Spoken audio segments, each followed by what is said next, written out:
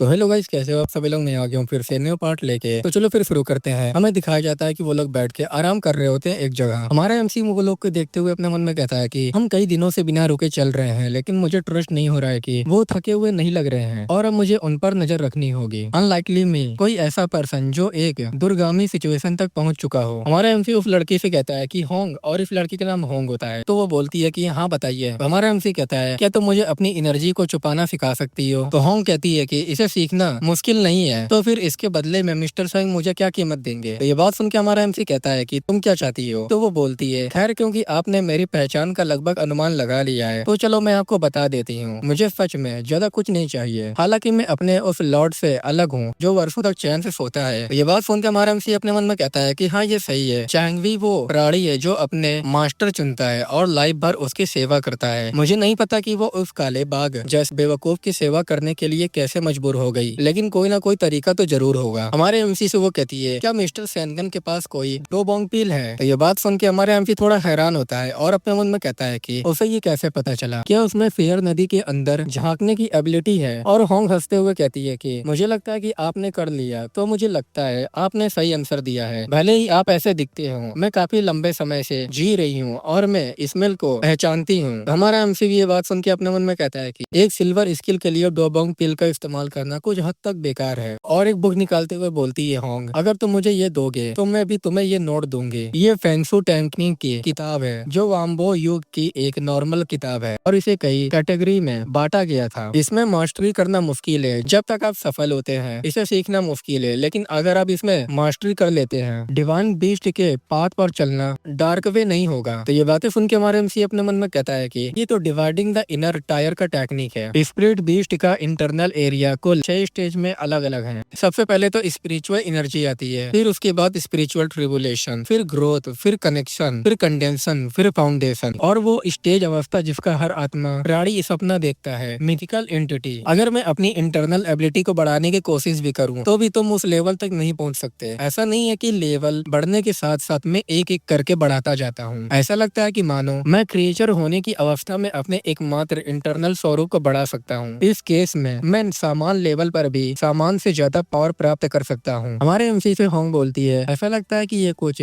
Spirit beast के लिए एक यूनिक स्किल है, मोटर के लिए भी काफी अच्छी बात है। अनफॉर्चुनेटली ये मेरे लिए यूज में नहीं थी, इसलिए मैंने इसे नहीं सीखा और ना ही सीख सकी। तो हमारा एमसी कहता है कि क्या ये ठीक रहेगा, ये तुम्हारे लिए नुकसानदायक होगा। तो वो बोलती है ठीक है, लेकिन अगर आपको ये वाकई पसंद है, अगर आप मेरे मास्टर के साथ बेहतर बिहेवियर करेंगे तो इसमें कोई बुराई नहीं है। तो ये बातें सुन के हमारा एमसी अपने मन में कहता है कि क्या वो चाहती है कि मैं काले बाघ के प्रति अच्छा बिहेवियर करूं। हमारा एमसी उससे बोलता है कि वेल, और अपने मन में कहता है कि हम दोनों एक ही कैपिटल में रहते हैं, तो क्या वो मुझसे उसके ट्रेनिंग में हेल्प करने के लिए कह रही है। तभी वो दोनों को कुछ आवाज आता है। मुझे लगता है कि झुंड में बहुत सारे सुअर आ रहे हैं। होंग कहती है कि आप पहले जा सकते हैं क्योंकि हमने ये समझौता किया था। हमारा एमसी कहता है कि क्या तुम ठीक रहोगी। तो वो बोलती है मिस्टर फैनगन के बी डोंग जाने के पीछे कोई रीजन तो हो गई है ना, तो प्लीज मेरे लॉर्ड का ख्याल रखना। तो हमारा एमसी कहता है कि मैं समझ गया, और अपने मन में कहता है कि लेकिन किसे किसकी परवाह करनी चाहिए। हमारे एमसी उस बाघ को उठाते हुए कहता है कि सोना बंद करो और जाग जाओ। तो वो जागते हुए कहता है कि अरे यार मैं बहुत अच्छे से सो रहा था। तो हमारा एमसी कहता है कि चलो अब चलने की बारी है। तो वो बोलता है कि अभी। हमारा एमसी कहता है कि अरे यार चलो जल्दी साथ चलो। तो बाघ उस लड़की से कहता है कि होंग तुम यहाँ क्यों खड़ी हो, चलो चलते हैं। तो होंग कहती है मैं जल्दी तुम्हारे पीछे आऊंगी ताकि तुम पहले जा सको और मैं झुंड को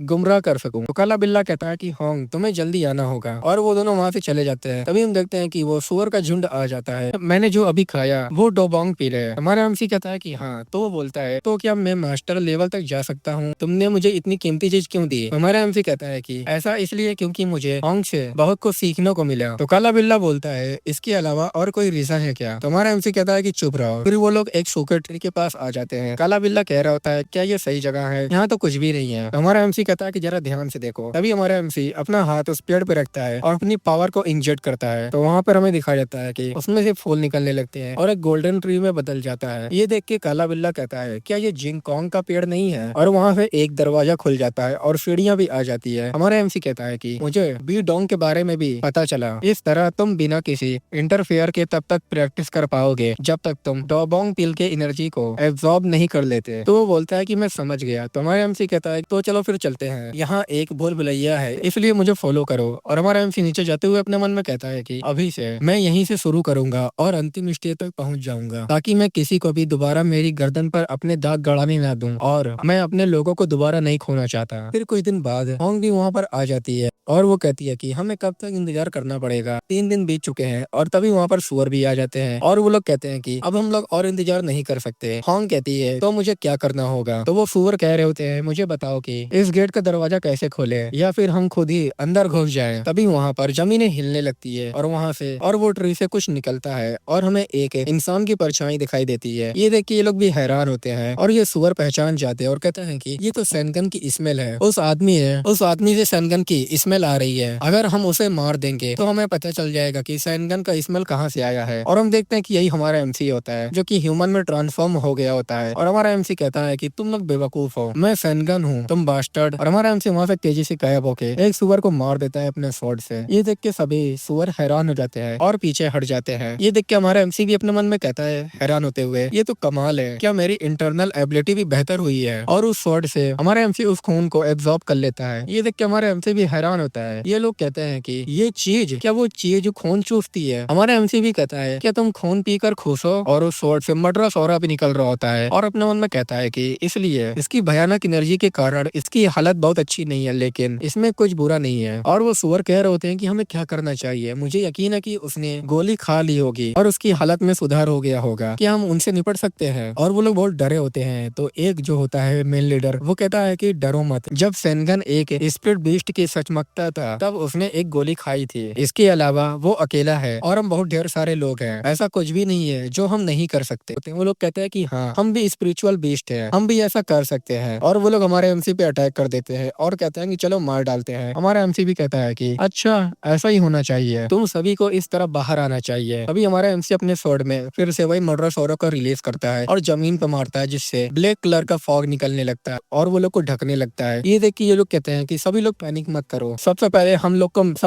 लोग को इकट्ठा होना होगा। वो लोग कहते हैं कि यहाँ बहुत ज्यादा अंधेरा है, हमें दिखाई नहीं दे रहा है। तो जो सरदार होता है वो कहता है कि तुम लोग कहाँ गए? सब लोग उस जगह इकट्ठा हो जाओ जहाँ से मेरी आवाज सुनाई दे रही है। क्या तुम लोग मुझे सुन पा रहे हो? मुझे जवाब दो। लेकिन तभी आवाज आती है कि मुझे कोई बचा लो, बचा लो, ऐसे ही आवाज आ रही होती है और इसकी भी हालत एकदम खराब हो रही होती है और वो कह रहा होता है कि मुझे बचाओ। और क्रिएचर उसको जान से मार रहे होते हैं और वो एकदम डरा होता है। हमारा एमसी एकदम बेड एफ लुक में होता है। ऐसे ही हमारे एमसी ने सबको मार दिया होता है। फिर सब कुछ नॉर्मल हो जाता है। ये देख के हमारा एमसी अपने मन में कहता है मुझे लगा कि ये खून चूस कर अपना पेट भर रहा है, लेकिन जब मैंने बॉबे की पावर को पूरी तरह से बढ़ाया तो इसने खुद स्पिरिट जानवर को ही निगल गया। अगर मैं अपनी गार्ड डाउन कम कर दी होती तो मैं भी निकल गया होता। ऐसा कैसे हो सकता है? तभी वहाँ पर होंग आती है और कहती है कि ये काफी अच्छा तरीका है। हमारा एमसी अपने स्वॉर्ड को रखते हुए कहता है मुझे उसी तरह फील हो रहा है। होंग कहती है कि एनीवे, तुम्हारी प्रोग्रेस के लिए कांग्रेचुलेशन, लेकिन तुम ह्यूमन में कैसे ट्रांसफॉर्म हुए? हमारा एमसी कहता है कि क्योंकि ये ज्यादा कन्वीनियंट था। तो होंग बोलती है या फिर इसका रीजन सैनबी नाम का कोई पर्सन है? तो हमारा एमसी भी कहता है कि ना ना, ऐसा नहीं है, मैं अभी तुरंत माउंट ओडन जा रहा हूँ, क्या तुम मेरे साथ चलना चाहोगी? तो वो बोलती है हमेशा की तरह मास्टर बहुत धीमे हैं, इसलिए मुझे नहीं पता कि वो कब बाहर आएंगे, इसलिए मैं तुमको आंसर नहीं दे सकती। और हमारे एमसी को कुछ देते हुए बोलती है लेकिन जैसे ही मास्टर बाहर आता है वो माउंटेन के लिए अपने साथ प्रतिस्पर्धा करने के लिए मिस्टर सैनगन की तलाश में आएंगे और प्लीज इसे एक्सेप्ट करो। तो हमारा एमसी कहता है कि ये तो एक जियोक ब्रेसलेट है और अपने मन में कहता है कि ये प्रीसियस प्रेमियों के बीच एक्सचेंज की जाने वाली वस्तु है। हमारा एमसी कहता है उससे शायद इसकी जरूरत नहीं है, लेकिन हमारे एमसी को दे देती है और उसके कलाई में आ जाता है और हमारे एमसी से वो बोलती है ये एक मास्टर के लिए है। हमारा एमसी मुंह बना लेता है और वो बोलती है और मिस्टर सैनगन ने शायद अभी तक उस वेस का इस्तेमाल नहीं किया था और जब मैंने उस लड़की को देखा तो ऐसा लगा जैसे उसने रिवर्स ग्यून हॉर्न का इस्तेमाल किया हो, क्या तुम मुझे भी एक दे सकते हो? हमारा एमसी कहता है कि रिवर्स ग्यून हॉर्न शायद तुमको इसकी जरूरत नहीं है। तो वो बोलती है दूसरों का यूज करने के लिए भी जगह है। हमारा एमसी उसको देते हुए कहता है कि हाँ बिल्कुल, क्योंकि मुझे फिर से उसकी स्मेल आ रही है। तो लेते हुए कहती है कि तुम्हारा शुक्रिया। तो हमारा एमसी भी जाते हुए कहता है कि तो ठीक है, मैं चलता हूँ, मुझे नहीं पता कि हम दोबारा कब मिलेंगे, लेकिन तुम अपना ख्याल रखना। और हमारा एमसी वहाँ से चला जाता है। होंग भी देखते हुए कहती है कि मुझे नहीं पता कब होगा, लेकिन हम डेफिनेटली फिर मिलेंगे, मुझे उस समय का बेसब्री से इंतजार होगा। अगले सीन में हमें एक लाल बंदे को भी दिखाया जाता है और एक बूढ़े आदमी से कहता है कि ओल्ड मैन, ये सारी मुसीबतें उसी की वजह से हैं जिसने नोकबोन को चोट पहुंचाई है। क्या ये सैनगन नाम उस टाइगर के छिपने का प्लेस है। तो वो बूढ़ा आदमी कहता है कि हाँ बिल्कुल, ये अजीब बात होगी कि किसी गांव के लोगों को ये बात ना पता हो। तभी पीछे से एक बंदा आता और कहता है लेकिन केव के अंदर कुछ भी नहीं है। हो सकता है कि उसने बैक्सन माउंटेन को इसलिए छोड़ दिया हो क्योंकि उसे पता था कि हम यहाँ पर आएंगे, और कुछ डिवाइस का यूज कर रहा होता है और कहता है कि उसे लगा होगा कि अगर वो इस तरह भाग जाएगा तो हम उसे नहीं ढूंढ पाएंगे। अगर हम उसके बालों को इस पेंडुलम पर रख दें, हम उसका पता लगा सकते हैं चाहे वो कहीं भी हो। हालांकि इसमें एक खामी है, ये पेंडुलम एक बार इस्तेमाल करने के बाद 2-3 दिन तक काम नहीं करता है। और हम देखते हैं कि वो पेंडुलम डायरेक्शन बताने लगता है और वो बंदा बताता है कि साउथ ईस्ट यहाँ से 3 दिन के दूरी पर है। तो लाल बाल वाला कहता है कि तो चलो जल्दी से चलते हैं, चलो इस झंझट से छुटकारा पाते हैं और घर चलते हैं। सभी लोग तैयार हो जाओ, साउथ ईस्ट तरफ चलना है। तो सभी बंदे कहते हैं कि ठीक है हम समझ गए हैं। फिर हमें कहीं और का दिखाया जाता है जहाँ पर कहता है कि मेरे इलाके में पिया घास तोड़ने की तुम्हारी हिम्मत कैसे हुई। तो कोई कहता है कि मुझे माफ करना, मुझे पता नहीं था। तो दूसरा कहता है कि ये सभी घास मेरी है, इसलिए इन्हें लेने का सपना भी मत देखना। तो एक बच्ची होती है, वो डरते हुए कहती है कि लेकिन हमारी मुर्गियां भूखी मर जाएंगी, तब मुर्गियां अंडे नहीं दे पाएंगी। तो फिर तभी दूसरा बंदा कहता है कि तुम्हारी हिम्मत कैसे हुई मुझसे ऐसी बहस करने की। तो वो डर जाती है और एक लाल आग दिखाया जाता है। वो कहता है कि और फिर फाइनली तुमको इसे अपने खाने के लिए उगाना पड़ेगा, तुम लोग बड़े शरारती हो। और हमें एक खरगोश को दिखाया जाता है जो ये सब बातें बोल रहा होता है और कहता है कि जब तक ये माउंटेन रूलर एग्जिस्टेंस में है तब तक तुम यहाँ से घास का एक टुकड़ा भी नहीं ले जा सकती। तो वो बच्ची कहती है कि लेकिन फिर भी। तो वो खरगोश चिल्लाते हुए बोलता है कि लेकिन मेरा मतलब था तुम मेरे भयानक स्वाद को चखना चाहती हो। तो वो डरते हुए अपने मन में कहती है लेकिन मैंने सुना है कि बैक्सन माउंटेन का सैनगुन एक घर जितना बड़ा बाग है, मुझे लगता है कि ये सब झूठ था। उन डरावने पंजों को देखो, अगर मुझे खरोच लग जाए तो बहुत तेज जलन होगी और बहुत दर्द होगा। और ये खरगोश मन ही मन में हंस रहा होता है। तभी उसका कोई कान पकड़ लेता है और कहता है कि बैक्सन का रूलर कौन है। और ये हमारा एमपी होता है। वो खरगोश कहता है कि ये क्या है, तुम लोग भी मेरे पंजे का स्वाद चखना चाहते हो। और वो बच्ची कहती है कि कंफ्यूजन नहीं, ये बैक्सन माउंटेन का रूलर है। और वो खरगोश कहता है कि ये बॉडी तो माउंट बैक्सन के रूलर है, किसी इंसान की इतनी हिम्मत कैसी हुई कि वो माउंटेन के रूलर का कान पकड़ ले। तो हमारे एमसी कहता है कि सच में, और अपनी रियल रूप दिखाते हुए कहता है कि अब क्या होगा। ये देख के वो एकदम हैरान हो जाता है और कहता है कि ये तो तुम हो, और उसके होश उड़ जाते हैं। हमारे एमसी उस बच्चे से कहता है कि कोई बात नहीं, तो तुम बेझिझक ये खरगोश घास या जो कुछ भी तुमको पसंद है ले सकती हो। तो बोलती है कि सच में। तो हमारा एमसी उसको जड़ी बूटी देते हुए कहता है कि हाँ, बैक्सन का माउंटेन रूलर इस बात से नाराज नहीं होगा। तो वो बोलती है कि तुम्हारा शुक्रिया कंफ्यूजन, और वो वहाँ से चली जाती है। और हमारा एमसी और बस वही दोनों होते हैं। और वो खरगोश कहता है कि अब सब कुछ खत्म हो गया है। हमारा एमसी उससे बोलता है कि सबसे पहले मुझे तुमसे बात करनी होगी, को और किसी चीज की जरूरत नहीं है, तुम्हारी सुनने की एबिलिटी बहुत अच्छी है। तो चलो मैं तुमसे कुछ सवाल पूछता हूँ। अगर तुमको इन लंबे कानों का यूज करना नहीं आता है तो तुमको ये जान लेना चाहिए कि ये बेकार कान काट दिए जाएंगे। ये बात सुन के वो डर जाता है। तो हमारा एमसी कैरी और हमारा एमसी कंटिन्यू बोल रहा होता है, क्या बैक्सन के पहाड़ों में कुछ लोग नहीं दिखे थे और ऐसा लग रहा था कि वो मुझे ही ढूंढ रहे थे। तो खरगोश बोलता है कि हाँ, यही हुआ था, 3 दिन पहले की बात है। कुछ ताऊदी प्रकट हुए और वो बैक्सन की छानबीन कर रहे थे। मैंने उन्हें साउथर्न ईस्ट की ओर जाते हुए देखा था। तो हमारा एमसी ये बातें सुन के अपने मन में कहता है कि 3 दिन पहले मैं तो बीडोंग पहुंचा था। ये देखते हुए कि दिशा की साउथ ईस्ट की ओर जा रही है, उनके पास डेफिनेटली ट्रेसर ढूंढने वाला डिवाइस होगा, यानी पेंडुलम होना चाहिए। अब मैं जहाँ भी जाऊँ उनकी निगरानी से मैं बच नहीं सकता। मुझे अभी इसकी वक्त उडोन माउंटेन पर जाकर उनकी गर्दन काट देनी चाहिए। इससे कोई फर्क नहीं पड़ता कि वो फर्डमैन हो या ताऊदी। सबसे इम्पोर्टेंट बात उन ताओइस्ट की सिचुएशन है। साथ ही मैं ऐसी सिचुएशन में जल्दबाजी नहीं कर सकता जहाँ मुझे ये पता ना हो कि कितने लोग होंगे। कम से कम मुझे ये तो पता चल गया है कि वो किसी तरह की टेक्निक का इस्तेमाल कर रहे हैं। चलो ये तो बढ़िया है। नहीं रुको, मुझे लगता है कि मुझे एक अच्छा तरीका मिल गया है, ये तो बढ़िया है। और हमारा एमसी खरगोश से कहता है कि तुम, तो वो बोलता है कि हाँ। हमारा एमसी गुस्से में बोलता है, अगर तुम मेरी बात मानोगे मैं तुम्हें आराम से रहने दूंगा और जाने दूंगा, इसलिए तुम्हें अच्छा बिहेवियर करना होगा। तो वो बोलता है कि ठीक है। हमारा एमसी अपने मन में कहता है कि ये आसान है। और वो कुछ खरगोश से खरगोश कहता है कि अब से मैं जो भी कुछ कह रहा हूँ उसे ध्यान से सुनो। और वो एक हिरन के पास आके भी बोलता है, दाऊदियों ने माउंटेन के रूलर को पकड़ लिया है और वो उड़ान माउंटेन की ओर बढ़ रहे हैं। और हमारा एमसी कहता है अपने मन में, तुमको बस मेरी बात को फैलाना है। और हमें एक ईगल को दिखाया जाता है जो कि ईगल उड़ के कहीं जाता है और वो सुअर वॉरियर एल्डर के पास आता है, उसे सब कुछ बता दिया जाता है। ये देख के वो कहता है कि सैनगुन को ताओडियों ने पकड़ लिया है और वो वुडोन माउंटेन की ओर आ रहे हैं। ये बातें सुन के वो सुअर हैरान होते हैं और कहते हैं कि उन्होंने सैनगन को क्यों नहीं मारा, उसकी हिम्मत कैसे हुई इन बदमाशों के साथ यहाँ आने की। सुअर एल्डर कहता है कि वो अकेले न मरने के लिए डिटरमाइंड है। तो दूसरा सुअर कहता है कि चीफ आपका मतलब क्या है। तो एल्डर बोलता है कि उसने शायद कहा होगा कि उसने यहाँ डोबोंग पिल छिपी रखी है। तो लोग कहते हैं कि तो क्या उसने झूठ बोला था कि हमें यहाँ वुडोंग पिल पीना पड़ेगा? हमें नहीं पता कि वो स्वॉर्ड मैन है या डेसियन भी। अब हम लोग क्या करें? हमें यहाँ से निकल जाना चाहिए। तभी हम देखते हैं कि वो एल्डर गुस्सा आ जाता है और अपना पैर जमीन में मारता है और सभी लोग चुप हो जाते हैं और वो लोग कहते हैं कि तुम बदमाश, ये हमारा इलाका है। इस फाइट में सब कुछ पूरी तरह से हमारे साइड में है। हमें दुश्मन से निपटने के लिए इस जगह की ज्योग्राफी की सिचुएशन का यूज करना होगा। चलो इन तादियों का सफाया करे और सैनगन से 2 बॉन्ग पिल वापस ले रहे हैं। चलो वॉर की तैयारी करो। और दूसरी तरफ वो लाल वालों जाते हुए कहता है कि डैम इट, रास्ता कहाँ है? वो पहाड़ी बदमाश, क्योंकि वो एक जानवर है तो वो बहुत तेजी से चलता है और उस बंदे से पूछता है कि वो कमीना कहाँ है। तो बंदा बताता है कि ये एक जगह स्थिर नहीं है। इसके लोकेशन को देखते हुए वो डेफिनेटली माउंट ओडोन में होगा, तो हम जल्दी वहीं पहुंच जाएंगे। उस खूंखार बाघ को मैं काट कर मार डालूंगा। और बाकी सभी कहते हैं कि जल्दी करो वरना हम उसे खो देंगे। फिर हमें वुडन माउंटेन का सीन दिखाया जाता है जहाँ हमारा एमपी पहुंच जाता है और कहता है कि मैंने स्टेज को तैयार कर दिया है, अब केवल लोगों का दिखना बाकी है। वुडन, तुमने मेरा जिस भी तरह से इस्तेमाल किया है मैं तुम्हें सब कुछ वापस कर दूंगा। अगले सीन में जितने सारे लोग होते हैं वो लोग वुडन माउंटेन तरफ जा रहे होते हैं। लाल वाला अपने मन में कहता है कि हम वुडन माउंटेन पर आए लेकिन हमें वो बाघ नहीं मिला। हम इस विशाल माउंटेन पर इसे कैसे ढूंढ सकते हैं? नॉक बैंक को घायल करने वाला एक दुष्ट बदमाश, और अगर हम इधर उधर बिखर गए खोजबीन करेंगे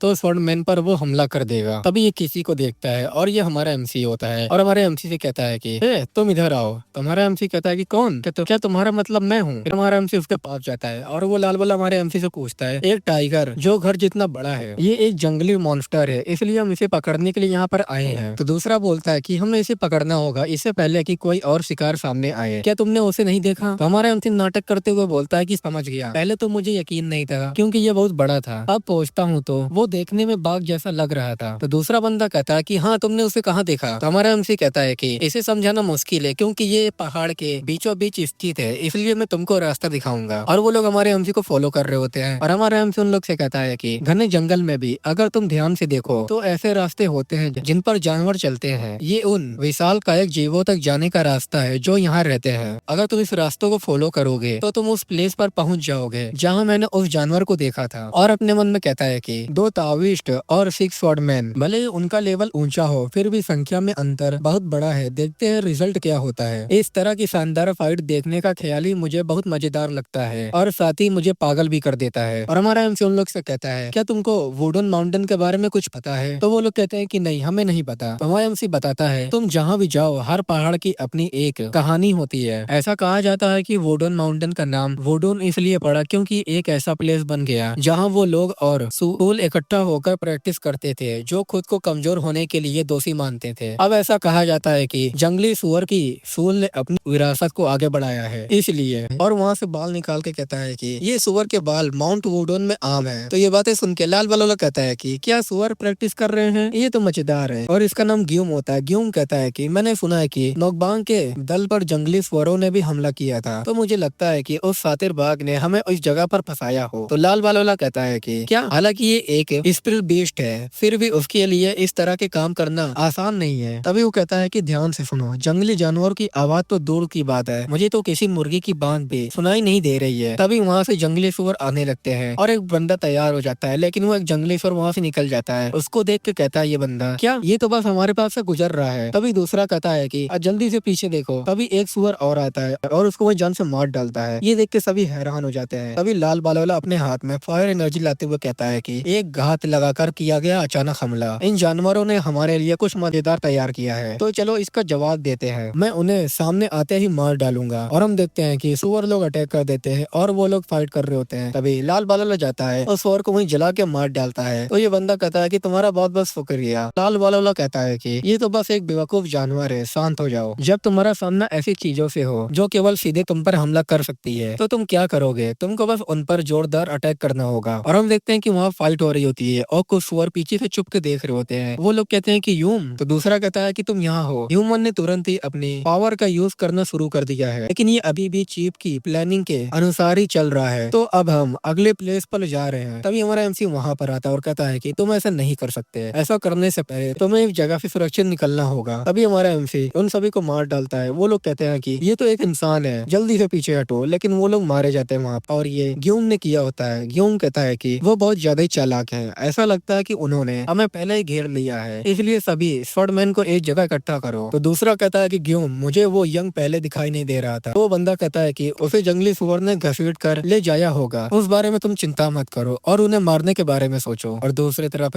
कुछ जंगली सुअर चुप के देख रहे होते हैं और कहते हैं कि अरे ये लोग क्या कर रहे हैं। एक बार जब वो आपस में भिड़ जाते हैं तो उन्हें पीछे हटना पड़ता है, तो फिर से क्यों आगे बढ़ रहे हैं। तभी हमारा एमसी वहाँ आता है और चिल्लाता है जोर से। वो लोग डर जाते हैं और वो लोग वहाँ से भागने लगते हैं। हमारा एमसी अपने मुंह पे हाथ रखता है और अपने मन में कहता है कि जंगली जानवर की सहज प्रवृत्ति को दबाना इतना आसान नहीं होता। इसके अलावा जंगली सुअर बेतहासा घुसपैठ कर रहे हैं। और असली रंग में आते हुए हमारा एमसी कहता है कि इस तरह एक दूसरे को काटते रहो। तो कोई कहता है कि ये लोग क्या कर रहे हैं। अरे जंगली सुअर बोलता है कि ये लोग तो अजीबोगरीब बिहेवियर कर रहे हैं, ये तो मैं ये काम खुद ही करूंगा। तभी हम देखते हैं कि वहाँ पर एल्डर आ जाता है और वो जाते हुए अपने मन में कहता है कि ये बेवकूफ, मैंने उनसे कहा था कि वो मेरे प्लानिंग के अनुसार चले, वो चाहे कितनी भी बेवकूफ क्यों ना हो, ये हद से ज्यादा हो। और वो देखता है तो वहाँ पर फाइट चल रही होती है। ये देख के ये भी हैरान होता है, अपने मन में कहता है कि इसका मतलब क्या है, बाकी के तो केवल लगभग 10 ही दुश्मन है। तो एक सोल्जर कहता है कि क्यों वहाँ पर एक जायंट सुअर है। वो भी देख के अपने मन में कहता है कि इसकी आकार और इसके उत्पन्न होने वाली ऑरा को देखते हुए वही लीडर होगा। तभी वहाँ पर एक जंगली सुअर आके बोलता है क्या हमें अभी उन्हें बेनकाब कर देना चाहिए। तो जायंट सुअर कहता है कि उन सभी को अभी बुलाओ। हमारा एमसी जगह बैठा हुआ होता है और कहता है कि आखिरकार तुम बाहर आ ही गए वुडान, तुम अपने सोल्जर के पीछे चुपते हो, अपने आदमियों की बलि देते हो और तभी आगे बढ़ते हो जब तुम जीत सकते हो। कमजोर लोग अब खत्म हो चुके हैं, लेकिन दूसरा साइड भी थक चुका है। तुम किस तरह का फैसला लेने वाले हो कायर उड़ान। और जायंट सुअर कहता है कि जल्दी करो, वो लोग को मार डालो, सभी मेंबर को इकट्ठा करो और मुझे फॉलो करो। चलो वुडन माउंटेन की रक्षा के लिए इन्हें तोड़ देते हैं। और वो लोग भी अटैक करने के लिए बढ़ जाते हैं। तो लाल वाला अपने हाथ में फायर लाते हुए कहता है कि ये फाइनली लीडर बन गया है, ये उनके एवरेज आकार से अलग है, मेरी फायर से केवल कुछ ही लोग बचते हैं, तब मैं अपनी स्पिरिचुअल पावर को बढ़ाऊंगा और उन्हें अपना सब कुछ दे दूंगा। और हम देखते हैं कि अपनी पूरी फुल पावर यूज कर देता है और कहता है कि चलो इस फाइट को यहीं खत्म करते हैं, और उस सुअर पे अटैक कर देता है। और ये देख के ये सुअर एल्डर अपने मन में कहता है क्या वो मुझे इतनी आग से मार डालेगा, वो इंसान मुझे बहुत कम आंक रहा है, तुम्हारी अहंकार का बदला मैं तुम्हारी जान से ले लूंगा। और वो भी अटैक कर देता है और उस फायर को एब्जॉर्ब करने की कोशिश करता है और उस फायर को हटा देता है और वो भी उस पे अटैक कर देता है। लेकिन तभी बीच में कोई आता है, उसको बचा लेता है और वहाँ पर एक जोरदार प्रेशर होता है, धुआं धुआं हो जाता है। लोग कहते हैं कि अभी क्या हुआ, क्या लीडर ठीक है। चलो देखते हैं कि लीडर सुरक्षित है या नहीं। और हम देखते हैं कि वहाँ पर ग्यूम आ जाता है और उसको बचा लिया होता है। लाल वाला कहता है कि मुझे लगा कि मैं मरने वाला हूँ, तुम बास्टर्ड, तुमने इतनी पावर को कैसे छिपा कर रखा। ग्यूम बोलता है अगर मैं किसी और की तरह अपनी सारी स्पिरिचुअल पावर एक साथ खतरनाक तरीकों से उड़ा दूं तो मुझे क्या करना चाहिए। और हम देखते हैं कि वो एल्डर भी घायल होता है और अपने मन में कहता है कि वो अपनी आखिरी चाल को छिपा रहे थे। ये एक बड़ा झटका था, लेकिन क्या ये सच में डिफेंसिव प्रेशर है। और वहाँ पर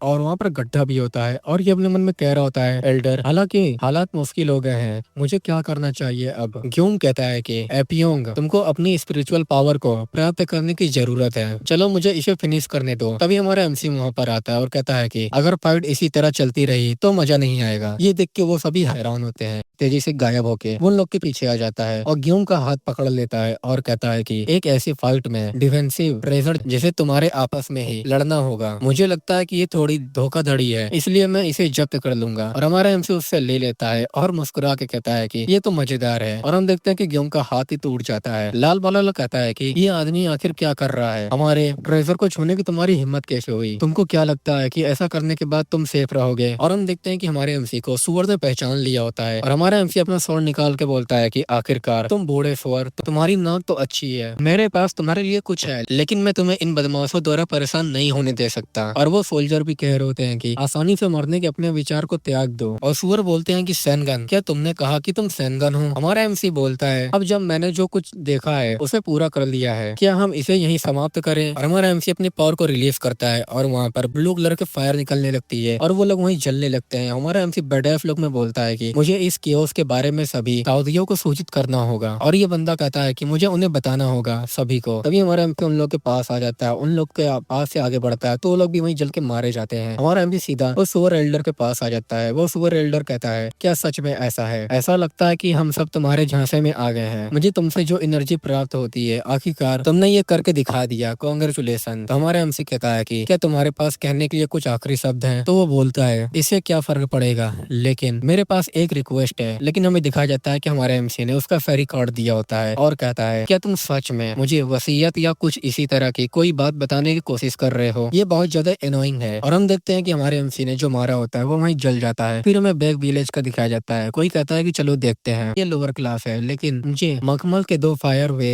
और एक भीतरी किनारा है और एक हाई लेवल का क्लास है। स्पिरिचुअलिटी बुक के 3 चैप्टर और टोंगफुल सेओ को दो चैप्टर। ये तो बहुत बढ़िया है। और अपने मन में कहता है कि अगर मैंने गुहांडो की पावर का इस्तेमाल किया होता तो ये सब कुछ निकल जाता। ये एक पावरफुल फोर्स है, लेकिन समस्या ये है कि ये बहुत ज्यादा है। तभी हमारा एमसी कुछ निकालता है और कहता है कि और ये लेटर, इसे बहुत सावधानी और अच्छे सील के साथ लपेटा गया है। इस पर कुछ इम्पोर्टेंट बात लिखी होनी चाहिए।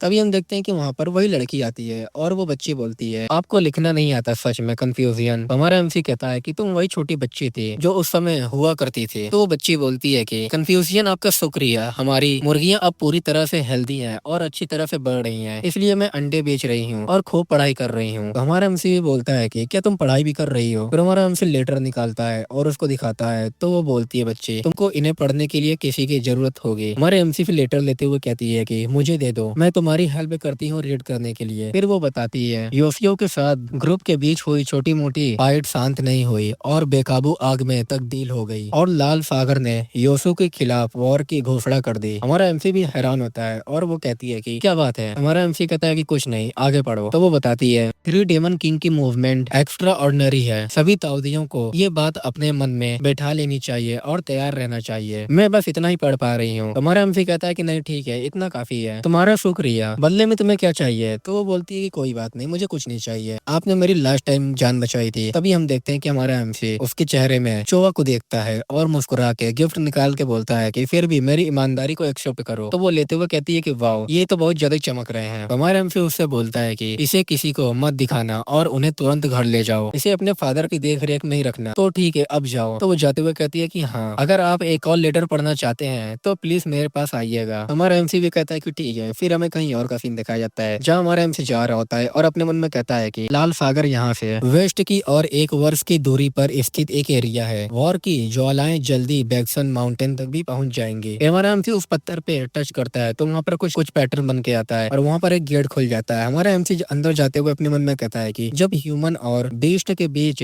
महान वॉर शुरू होता है, हेवन और अर्थ डेमन से भर जाएंगे और बुराई का बोलबाला रहेगा। आने वाले उथल पुथल भरे दौर में मुझे जिसकी जरूरत है वो है सिर्फ पावर। हमारा एमसी एक बच्चे के पास आता है जिसके पास से ब्लू कलर की फायर निकल रही होती है और हमारा एमसी कहता है कि वॉनबो युग का एक डिवाइन बीस्ट, किसने सोचा होगा ऐसा होगा। मैं बैक्सन माउंटेन में सील कर दिया गया था और बॉडी पत्थर में परिवर्तित हो गया था, लेकिन उस फ्लेम ने अब तक माउंटेन की ऑरा को भस्म कर दिया है और अभी तक बुझाई नहीं गई है। पहले तो मैं उसके पास भी नहीं पहुंच पा रहा था, लेकिन अब डिफरेंट है सब कुछ। ठीक है, अब मैं तुम्हें परफेक्टली एब्जॉर्ब कर लूंगा। और हम देखते हैं कि वो बीस्ट हमारे एमसी पे अटैक कर देता है और हमारे एमसी का कपड़े जलने लगते हैं। हमारे एमसी दर्द में अपने मन में कहता है कि हालांकि मैंने ये मुकाम हासिल कर लिया, लेकिन इसे सहना मेरे लिए बहुत मुश्किल था। क्या मेरी बॉडी उस कमीने को एब्जॉर्ब करने के लिए सहन कर पाएगी। और हम देखते हैं कि वहाँ बवंडर बन जाता है और हमारा एमसी दर्द में होता है, चिल्ला रहा होता है और कह रहा होता है कि तुम्हें अपना बनाना तो बस शुरुआत है, अगर मैं ये नहीं कर सकता तो मैं कहीं आगे नहीं जा सकता, इससे बेहतर होगा कि मैं मर जाऊं। चलो ठीक है, आ जाओ। और हमारा एमसी अपने हाथ को आगे लाता है, उसको एब्जॉर्ब करने लगता है। थोड़ी देर बाद सब कुछ शांत हो जाता है और कहता है कि क्या क्या मैं सक्सेस हो गया। तभी हमारे एमसी को जोरदार दर्द होने लगता है, चिल्लाते हुए कहता है कि तुम अंत तक हार नहीं मानोगे। अगर ये बीते युगों का अवशेष है, फिर भी ये फ्लेम है जो एक डिवाइन बीस्ट द्वारा ढकी हुई है। तो अपनी मुट्ठी बंद करके कहता है कि ठीक है, और उसको एब्जॉर्ब करते हुए कहता है कि मेरे अंदर तुम जितना चाहो उतना बेफिक्र होकर मुझे कर सकते हो। मैं मेक श्योर करूंगा कि तुम मेरे ऑर्डर का पूरी तरह से पालन करो। अगले सीन में हमें एक रेड कलर की आंखों को दिखाया जाता है और हमारे एमसी को भी, जो ब्लू फ्लेम में लपटा हुआ होता है, और वो आंखें खोलता है और कहता है कि 4 साल बीत चुके हैं। मेरी बॉडी में बेकाबू होकर दौड़ रही ब्लू और व्हाइट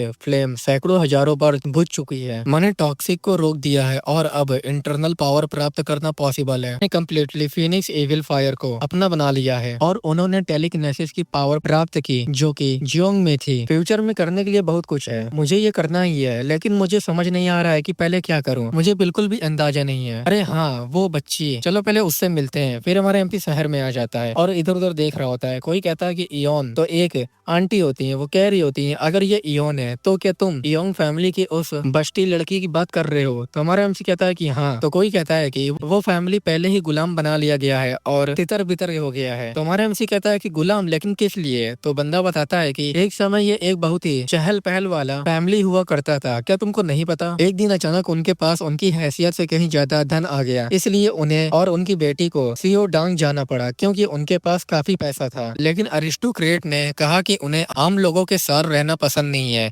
इसलिए उन्होंने अपनी संपत्ति के स्रोत के बारे में शिकायत की। इवेंचुअली उन पर चोरी का आरोप लगाया गया और केवल योम नाम की पर्सन ही व्हाइट पेपर हाउस में गुलाम के रूप में रह गई। लेकिन मुझे लगता है कि वो लड़की खूबसूरत दिखती है, जिससे लगता है कि वो एक गुलाम है जो रखेल बनने की कोशिश कर रही है। पिछली बार जब मैंने उसे देखा था उसकी नाक लंबी थी और उसकी त्वचा बहुत सफेद थी, एक फूल की तरह। वो वाकई बहुत ज्यादा ही सुंदर थी। ये विंड फॉल केवल बैग जिन ला के घर के यंग मास्टर को ही मिल सकता है, मैं उनसे नफरत करता हूँ। हमारे एमसी कहता है कि वो कहाँ है? तो वो लोग हमारे एमसी की तरफ देखने लगते हैं। तो हमारे एमसी गुस्से में बोलता है कि व्हाइट पेपर हाउस कहाँ है? फिर हमें रात का सीन दिखाया जाता है जहाँ कोई अपने जख्मों पे मलहम लगा रही होती है और कह रही होती है दुनिया में सब कुछ आपके विचारों पर निर्भर करता है, अगर आप इसे एक्सेप्ट कर लेंगे तो कुछ नहीं होगा। इसके अलावा ये यहाँ का सबसे अमीर व्हाइट हाउस है। क्या तुम्हें पता है कि कितनी वुमेन आपसे नफरत करती हैं? इसके बारे में सोचो जरा। और हम देखते हैं कि ये वही बच्ची होती है जिससे हमारे एमसी ने लेटर पढ़वाया हुआ होता है और वो बाहर आके चांद देख रही होती है। तभी हमारे एमसी वहाँ आ जाता है और कहता है कि अच्छा तुम यहाँ हो। तो हमारे एमसी को जैसे ही देखती है तो पहचान जाती है और कहती है कि आप यहाँ पर हैं। तो हमारा एमसी कहता है कि क्या तुम्हें मैं याद हूँ? तो वो बोलती है कि हाँ, 4 साल पहले आपने ही मेरी हेल्प की थी, तब से तुम जरा भी नहीं बदले हो। तो हमारे एमसी उसके पास आके बोलता है कि इस बार मैं तुमसे राइटिंग सीखने आया हूँ। तो वो कहती है कि राइटिंग, और मुस्कुरा के बोलती है कि जी हाँ मैं ये करूंगी, लेकिन मेरे पास ज्यादा समय नहीं है। और वो लोग एक जगह बैठ जाते हैं। तो हमारे एमसी को बता रही होती है इसे इस सेंटेंस का अर्थ भी बदल जाएगा, चलो इसे देखो। ऐसा लगता है कि राइटिंग प्रैक्टिस यही समाप्त होता है। कंफ्यूजन के साथ पढ़ना अच्छा लगा। ये मुझे पास्ट की उस समय की याद दिला रहा है जब मुझे लड़की होने के कारण निकाल दिया गया था और मैंने अपनी इच्छा शक्ति नहीं छोड़ी थी। आपकी वजह से मुझे लगता है कि मैं अपना साहस जुटा सकती हूँ। तो हमारा एमसी कहता है कि साहस? तो वो बोलती है अब मैंने आपको लिखना सिखा दिया है, इसलिए प्लीज मेरी एक हेल्प कर दें। फिर हम अगले सीन में उस यंग मास्टर को दिखाया जाता है जहाँ वो आता है और वही लड़के के पास और राल टपकाते हुए कहता है कि क्या तुम लंबे समय से इसका इंतजार कर रहे थे? मैं अपने क्यूरियोसिटी को बढ़ाने के लिए एक पेयर लेके आया हूँ। इस तरह तैयार होने पर तुम और भी खूबसूरत लगती हो। मैं तुमको ऐसा महसूस कराऊंगा जैसे तुम हेवन में हो। तुमको बस चुप रहना है और मेरे पीछे आना है। और अपने बेल्ट खोलने लगता है और कहता है कि चलो इधर आ जाओ। उसको खींच के मारती है और कहती है कि अपने गंदे अब मेरे ऊपर से हटा लो, और नाइफ निकाल कर उसके सामने कर देती है और कहती है अपनी इच्छा के अनुसार अभी मर जाना, जीवन भर लाश की तरह जीने से बेहतर है, और मैं तुम्हारे साथ नहीं जाऊंगी। तो वो गुस्साते हुए कहता है कि तुम्हारी हिम्मत कैसे हुई, और उसको भी मारता है और कहता है कि मैं तुम्हें खुश करने की कोशिश कर रहा था क्योंकि तुम खूबसूरत थी, मेरी देह को छूने की तुम्हारी हिम्मत कैसे हुई, और उसको बहुत मारता है और कहता है कि तुम मारी जाओगी, तुम बहुत ज्यादा टफ हो, तुमने एक बार भी नहीं चीखा, बहुत बढ़िया, इस तरह का स्वाद भी बुरा नहीं है। तभी हमारा एमसी उसको पीछे से पकड़ता है, उसको उठा के फेंक देता है और हमारा एमसी बोलता है कि मुझे चिंता था कि तुम कोई रास्ता चुन सकती हो क्योंकि तुम मेरे द्वारा बचाए जाने की अपनी जरूरत से ज्यादा ही कर रही थी, लेकिन मेरे सोच से ज्यादा तुम स्ट्रांग हो। तभी वो यंग मास्टर पीछे से बोलता है कि आखिर आज क्या हो रहा है और तुम हो कौन? तभी हमारा एमसी उसको गुस्से में देखता है। जैसे हमारा एमसी उसको देखता है सामने वाले की फट जाती है। वो कहता है कि तुम हो कौन? तो हमारा एमसी कहता है कि मैं सैनगन हूँ जो कि तुम्हें मारना चाहता है। फिर हमें अगले सीन में दिखाया जाता है कि वो पूरा घर डिस्ट्रॉय हो जाता है, बवंडर बन जाता है, और उसके बाद हमारा एमसी उसको लेके माउंटेन पर जा रहा होता है। ये देख के ये लड़की अपने मन में कहती है कि मुझे उम्मीद नहीं थी कि तुम बैक्सन माउंटेन के रूलर हो। हमारा एमसी से कहती है कि मैंने तुम्हारे बारे में एक कहानी सुनी है। तो हमारा एमसी कहता है कि मैं ये सब इसलिए कर रहा हूँ क्योंकि मैंने तुम्हें बहुत पैसे दिए हैं। क्या तुम मुझसे नफरत करती हो? तू बोलती है कंफ्यूजन मुझ पर कृपा कैसे कर सकता है, और मैं उससे नफरत भी कैसे कर सकती हूँ, बल्कि मैं हमेशा इस उम्मीद से खुश रहती थी कि जो मैं सपना समझती थी वो सब सच हो सकता है। लेकिन लोगों के लालच और नफरत ने मुझे ये एहसास दिला दिया है कि मुझे पता ही नहीं था कि दुनिया की दीवारें इतनी ऊंची है। और रोते हुए बोलती है कि मैं बस वही करना चाहती हूँ जो मुझे पसंद है, लेकिन दुनिया सीधे सीधे मना कैसे कर सकती है? मैं कुछ नहीं कर सकती, मुझे तो अब जीना भी नहीं आता। तो हमारा एमसी अपना स्वord निकालता और कहता है कि इस स्वord को उठाओ और मुझे तुम्हारा रास्ता बनाने दो, वॉरियर बनो, स्वॉर्डमैनशिप सीखो और बैक्सन की रक्षा करो। तो वो बोलती है कि मैं एक वुमेन हूँ, मैंने इससे पहले कभी भी तलवार नहीं उठाई है। तो हमारा एमसी उससे कहता है कि ये सोचना बंद करो कि तुम एक वुमेन होने के कारण ऐसा नहीं कर सकती और इन थॉट्स को यहीं छोड़ दो। भले ही दुनिया तुमको रिफ्यूज करे, तुम्हारी इच्छा शक्ति तुमको ज्ञान प्रदान कर सकती है। अगर तुम में अपनी जान जोखिम में डालने का साहस है ताकि तुम जीने का अधिकार हासिल कर सको, तो ये काफी है, तुम स्ट्रांग हो। तभी हम देखते हैं कि वो धीरे धीरे वो स्वॉर्ड के पास आने लगती है। उस स्वॉर्ड को उठा के अपने मन में कहती है कि ये तो हैवी है, मुझे डर लग रहा है, लेकिन मैं आगे बढ़ूंगी। और हमारे एमसी से बोलती है ये रास्ता जो तुमने मुझे दिखाया है, मैं इस पर चलने की कोशिश करूंगी और मैं इसकी रक्षा भी करूंगी जब तक तुम वापस नहीं आते। हमारा एमसी कहता है कि हाँ बहुत बढ़िया। फिर ऐसे ही 3 महीने बीत जाते हैं। हमें जैन मून गेट का सीन दिखाया जाता है जहाँ हमारा एमसी वहीं खड़ा रहता है और कहता है ये तो बहुत ज्यादा ही बड़ा है। ऐसा कहा जाता है कि इसकी ऊंचाई इतनी है कि ये मून को भी छू सकती है। बैक्सन देखने में एक छोटा पहाड़ जैसा लगता है। जन मून गेट जुनसान माउंटेन के आधार बनाकर एक विशाल ग्रुप है। इसका एक पोर्टर भी है और उनके पास एक ऐसा उपकरण है जो उसमें समा सकने वाली किसी भी चीज की प्राकृति बना सकता है। मैं ग्योन हान डो की कृपा से ही ह्यूमन के रूप में यहाँ तक आया हूँ। अंदर जाने का कोई रीजन नहीं है, मुझे क्या करना चाहिए। तभी हमारे एमसी को आवाज आती है कि है इधर देखो, और हमें कुछ लोग को दिखाया जाता है। बूढ़ा आदमी कहता है कि तुम लैंग्सयान होल्डर हो है ना। तुम्हारे एमसी कहता है कि हाँ, लेकिन तो वो बुढ़ा बोलता है कि बहुत बढ़िया, हमें एक पर्सन की जरूरत थी, चलो इसे साथ मिलकर करें, क्योंकि अगर तुम वही रहो तो तुमको कुछ भी हासिल नहीं होगा। तो एक बंदा आता है हमारे एमसी को ले जाते हुए कहता है कि चलो चलते हैं। हमारा एमसी कहता है कि इसमें खोने जैसा कुछ भी नहीं है। तो वो लोग जा रहे होते हैं और वो बंदा बताता है कि आज 100 सालों में पहली बार जोन मोन गेट का योंगनाई माउंटेन खुला है। ये एक ऐसा इवेंट है जहाँ अदर गेट कीपर भी इकट्ठा होते हैं, इसलिए तुमको बस उनका फॉलो करना है और उनकी हेल्प करनी है। अगर तुम्हारी किस्मत अच्छी रही तो वो तुमको नोटिस कर लेंगे, तो हो सकता है कि तुम उस सेक्ट में शामिल भी हो जाओ। अगर तुम पहले ही तरह गेट के सामने खड़े रहे तो तुम्हारे साथ सड़क किनारे पड़े पत्थर जैसा बिहेवियर किया जाएगा। तो दूसरा बंदा कहता है कि क्या तुमको लगता था कि अगर तुम मून गेट के सामने खड़े रहोगे तो तुमको एक्सेप्ट कर लिया जाएगा, चाहे ये कितना भी अटपटा क्यों ना हो। तुमको इसके बारे में ज्यादा जानकारी नहीं है, फिर भी तुम जुन मून गेट में हेल्प कर रहे हो, लेकिन सामने वाले दरवाजे के बजाय बगल वाले दरवाजे से जा रहे हो, ये तो बेकार है। ये सब बातें सुन के हमारा एमसी अपने मन में कहता है कि क्या उन्हें योंग नाय माउंटेन पर जाने का रास्ता नहीं पता। भले ही उन्हें पावरफुल यंग मास्टर को खत्म कर दिया हो, निरीक्षकों की आंखें खुली है और वो उनका गला काट सकते हैं। वेल, अब मुझे इससे कोई फर्क नहीं पड़ता क्योंकि मून के गेट का रास्ता खुल चुका है। फिर वो लोग एक गेट के पास आते हैं और वो बुड्ढा एक टोकन निकालता है, उस पे करता है तो वो वहाँ पर गेट खुल जाता है और वहाँ पर कोई आता है और कहता है कि क्या ये तुम हो मान हो, तुम बहुत देर से आए हो। तो बुड्ढा बोलता है कि हाँ, अचानक मेरे पास स्कॉट की कमी हो गई थी, इसलिए मुझे जल्दी से स्कॉट की जरूरत थी। तो सामने वाला बंदा बोलता है कि ठीक है चलो अब चलते हैं। तो वो लोग अंदर आते हैं तो काफी बहुत ढेर सारे लोग होते हैं। कोई कहता है कि मेक श्योर करो कि हर ग्रुप को उनके लिए लिस्ट दिया जाए। ग्रुप 1 जोन मोन, ग्रुप 2 ड्रॉइंग सर्वेंट। और ये सब देख के लोग कह रहे होते हैं कि ओ माय गॉड, क्या ये सब स्वॉर्डमैनशिप है। वो बुढ़ा कहता है कि जो हमारे सामने है। तभी कोई ये उंगली उठा के बोलता है कि ये लोग किस ग्रुप के हैं, तुम हिल भी नहीं सकते। हमारा एमसी पीछे से अपने मन में कहता है कि चलो देखते हैं, मैं ग्रुप 5 के साथ हूँ, क्या ये बिंगंग है। और कोई चिल्ला के कहता है कि आज 100 साल में पहली बार योंग माउंटेन खुल रहा है, सभी सेक्ट के लीडर यहाँ पर हैं। फिर हमें सभी ग्रुप को भी दिखाया जाता है और वो अनाउंसर चिल्ला के बोलता है कि अब से मैं जियोंग सोंग जिन को एक्टिवेट करूंगा जो योंग माउंटेन की ओर ले जाता है, जल्दी से इसको एक्टिवेट करो। जैसे ही वो एक्टिवेट होता है सभी लोग वहाँ से टेलीपोर्ट होने लगते हैं और हमें कहीं और का दिखाया जाता है जहाँ कोई मार के किसी को खा रहा होता है और वो डेमन जैसा दिख रहा होता है और कहता है कि आखिरकार तुम आ ही गए हो, फायर मॉन्स, मैं तुम्हारा खुले दिल से स्वागत करूंगा, और जोर जोर हंस रहा होता है।